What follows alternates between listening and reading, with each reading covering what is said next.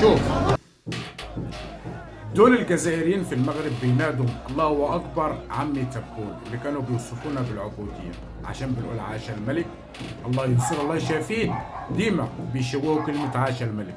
دلوقتي هم في الاراضي المغربيه بيقولوا الله اكبر عمي حاشاكم. تمام.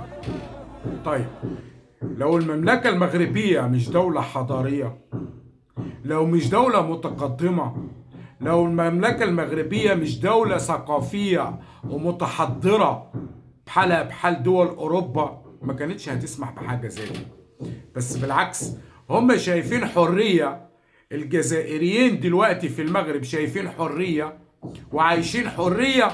والله ما عايشينها في الجزائر مع الكبرانات، والله ما عايشينها في الجزائر مع الكبرانات. وتحدى تجمع زي ده يروح يتجمع في الجزائر يقول اي حاجه، مصيره في الحراش، مصيره للحراش.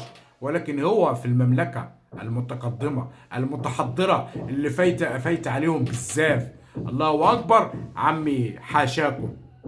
وليه بتسبونا لما نقول عاش الملك؟ ما انتوا بتقول الله اكبر عمي حاشاكم الاسميه، خايب الاسميه. ولكن عايشين تحضر في بلاد مش بلادهم، والله ما عايشينها في بلادهم. الحرية اللي الجزائريين شايفينها في المغرب والله ما شايفينها في بلادهم، والله ما شايفينها ولا عايشينها في بلادهم. ولا يقدروا يطلعوا تجمع 10 أشخاص في الجزائر، ما يقدروش يطلعوا يعملوا تجمع، الحراش يناديهم. شوفوا الحرية اللي عايشين فيها، وشوفوا المملكة المغربية والمخزن مخليهم على راحتهم، وهم شغالين استفزاز للمملكة المغربية في كل مكان، شغالين استفزاز.